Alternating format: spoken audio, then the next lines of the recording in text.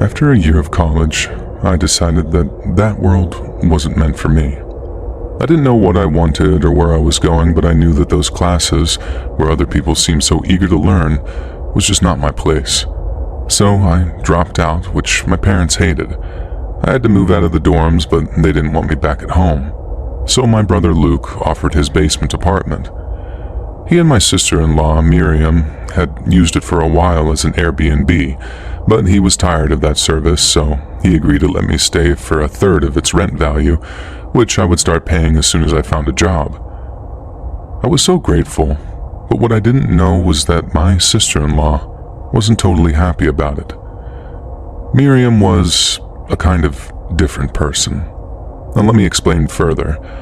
I'm pretty fat. There's really no other way to put it. I tried a million different diets and I simply just couldn't hack it. A lot of people in my family are pretty overweight, so I know that plays a factor, but I also just love food. I can't deny it. I don't know how people just eat for sustenance when good food can be so amazing. Now don't get me wrong, I actually do exercise a decent amount. I watch Zumba videos online and dance as much as I can. It's just I probably eat too much, and yeah, snacks are a weakness for me. And Miriam is the complete opposite. She's basically a model from the early 2000s era. You know, I can't comment a lot as I know I'm not healthy, but I know she barely eats to survive. I always felt bad for my future nieces and nephews because she was definitely going to be an almond mom. Now all that wouldn't be a problem. Fat people and skinny people exist together in the world and they seem to do fine. To each their own, right? Well, no. Miriam has detested me from the moment we met. She has been civil, but you know when someone just doesn't like you? Several slips in her attitude have told me that. Like at my brother's wedding, when she wanted pictures of the family and had me placed in the corner. She posted those on social media, cropped without me, and she framed some around her house. On her first Thanksgiving as my brother's wife, I saw her lip curling up whenever I dished more yams onto my plate. She ate some turkey with no gravy and some asparagus. Very sad, but who was I to comment on her habits?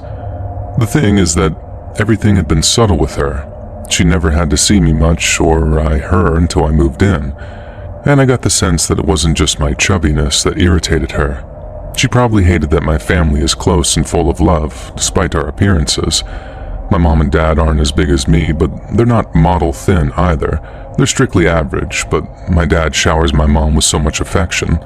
He calls her beautiful whenever he can and buys her gifts. That's something that I don't think I'll ever have, and I don't know if Luke feels that way for Miriam. But more importantly for this tale, it's that everyone seems to like me. I don't want to toot my own horn, but I'm funny and nice and I help wherever someone needs me. My parents weren't too happy with me about the college issue, but I know they love me unconditionally. And Luke is my best friend in the world. My big brother was always my biggest protector and my confidant, and I believe that Miriam hated that from the very beginning. But I never actually got any confirmation until I moved into their basement, and I didn't know that it would almost ruin my life. I moved in quickly. I didn't have much in my dorms anyway, and my brother and his wife helped. I saw Miriam's expression though. When we were done bringing all my boxes, Luke went upstairs to check on something and I started unpacking my clothes into a dresser, and Miriam had lingered. I told her that I could take care of everything else and thanks for her help, but she remained in her spot. And I asked if she needed something and she asked how long I was planning to stay there. I didn't know exactly, but I had already applied online for some jobs at a pizza place and a coffee shop and this pretty fancy restaurant. I thought, well, I love food, so I could just make it a career. I told her all that smiling, thinking that she was curious about it, but she just crossed her arms. "We can't stay forever," she insisted. And I said that I knew that, and I felt like she wanted to say more, but Luke came down again and she went quiet.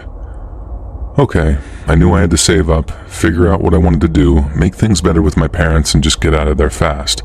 It just wasn't fast enough. That night at dinner, Miriam picked at her food, and that was normal, while I ate with gusto. My brother cooked well. We were both taught by my grandma, which was another reason why I thought a career in the food industry might actually work out. But after I dished some seconds onto my plate, Miriam spoke. "How can you eat so much?" she asked me, and her voice barely controlled the disgust.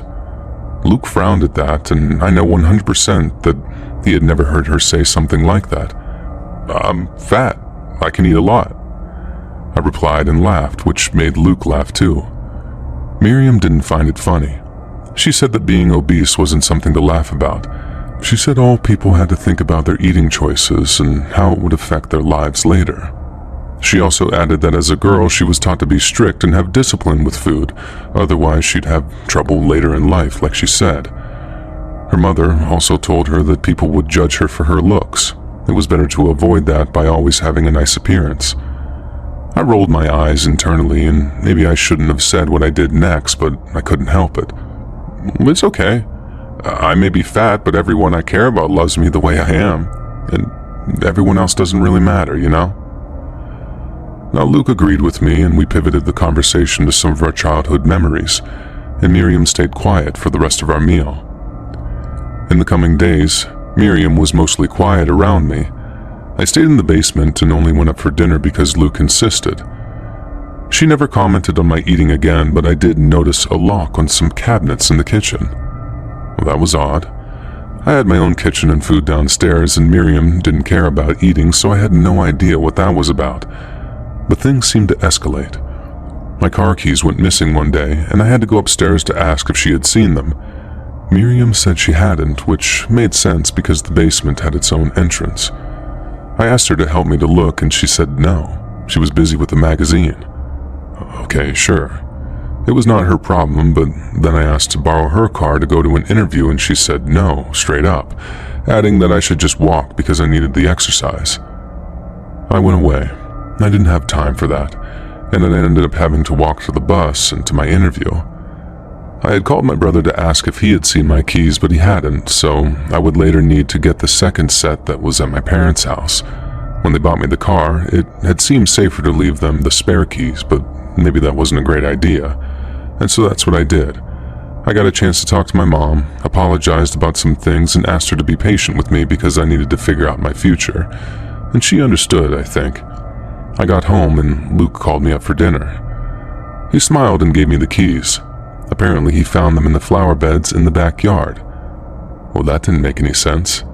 I didn't spend time in his backyard, much less near the flowers, because I was a little sensitive to the pollen. He told me to just let it go, and I did. But I started to grow concerned.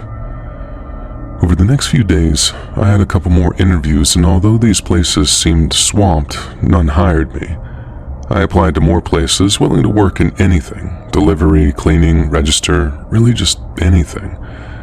When the manager of a little non-franchise pizza place called to reject me, I just broke down and cried right there.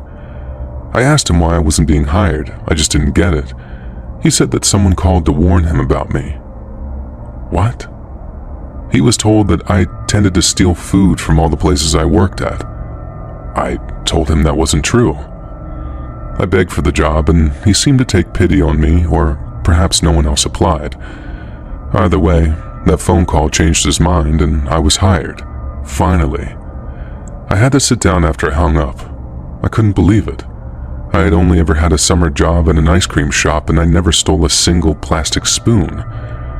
The only person I could think of who had something against me was my sister-in-law, who just so happened to know everywhere I was applying to because I had talked to Luke about it each night at dinner. But unfortunately, I felt like I was being paranoid. I had no proof, and I didn't want any more trouble, so I just kind of kept my head down. I started my job. I took as many shifts as I could and ate on my own. I barely saw Luke or Miriam for around 2 weeks, and I hoped that that would be enough, but my day off proved it wasn't. The only downside of Luke's basement apartment was that it didn't have a laundry machine. Their house had a laundry room upstairs, which I had been using since I moved in, but I had put off cleaning my clothes since the job interview sabotage, and I couldn't any longer. I went upstairs as quietly as possible and started to load. I stayed in there and remained quiet. Anything to avoid her, I thought. But I don't know if something happened to trigger her or what, but she barreled in and screamed in my face that I had to get out of her house immediately. She couldn't stand me anymore and wanted me gone from her life. She said if it was up to me, Luke would never have to see your fat ass again." I just stood there, shocked. I still didn't want any trouble, so I nodded and told her that I would leave as soon as my first paycheck arrived. My parents would help me, as they weren't so angry anymore. But it wasn't enough for her.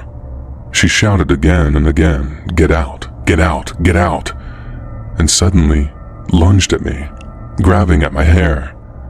And that's where I had to draw the line, pushing her away. I must not have measured my strength because she flew back and hit the wall pretty rough.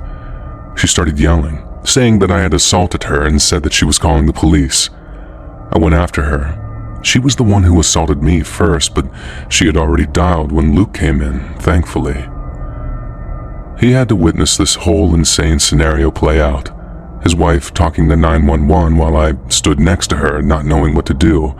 But I went to his side and explained everything as quickly as I could before Miriam finished her call.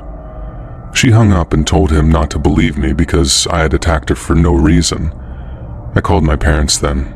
I knew that I had to leave no matter what happened next. The police actually ended up arriving a few minutes later, but my parents did too. My dad went straight to the officers. As someone who had never gotten into a speck of trouble in my entire life, I was terrified. And I cried as Miriam kept lying about what happened in that laundry room. I knew Luke wanted to defend me, but he hadn't been around, and he really just didn't know what to do. The cops didn't know what to think after hearing both sides of the story, but my dad convinced them to let us fix things amongst ourselves, and they seemed to agree. Miriam demanded a restraining order in that moment, but the cops just ignored her, and I'm so glad Dad was there. I whispered to my mother like a little kid that I wanted to go home with them, and they helped me pack. I don't know what Luke was thinking, but he carried boxes to my car in silence, and I just left without another word. I cried into my mom's shoulder that night because I didn't understand how someone could play with a false accusation like that. I told her that Luke's wife was a menace and that I never wanted to see her again. I know it put her and my dad in a very difficult position, but I was done with Miriam, and if I had to cut Luke out of my life too to avoid her, so be it. But after a few days, I realized that it was exactly what my sister-in-law wanted.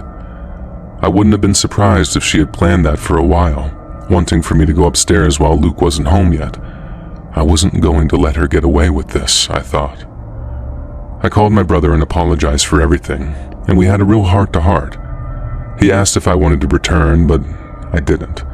I just told him that I didn't want to lose him no matter my relationship with Miriam, and he seemed to sound relieved and very tired after all of this. And after that, I decided to execute my revenge, which wasn't anything masterful or movie-worthy. I just became a big, fat fixture in my brother's life. I went to his house for dinner every night, and sometimes my parents came. I was loud, talkative, and livelier than ever. I ate even more, praising my brother's cooking. I invited him on outings on the weekend, telling him to bring Miriam, of course, and she seemed to pull away more so every day. Not like a beautiful flower that matures and dies with time, but like a rat that eats poison and rots from the inside. Meanwhile, I was doing great at work and saving money. I had enough for a small apartment studio, but I hadn't moved from my parents yet. They were a good excuse to invite Luke to more things, and I needed Miriam to snap in a public way. And it didn't take long. On my dad's 55th birthday, my mom organized a barbecue with our closest family and friends. And once again, I was the life of the party. I put myself in every picture, made a little speech, talked to everyone, and tried to bring more attention to me while including Luke. I just knew that she was seething, and I was kind of just waiting. Now don't get me wrong, I was tired of this too. I was social, but not to that extreme, and I wanted to move on, but I also just deep down needed others to see the type of person she truly was. When the party was winding down, I decided to start picking up a few things and brought them to the kitchen. It was like the scene in the laundry room all over again. Miriam comes in, gets in my face, but she wasn't yelling, not at first. Her eyes were so scary as she told me that she knew what I was doing and how I had gotten away with my assault before.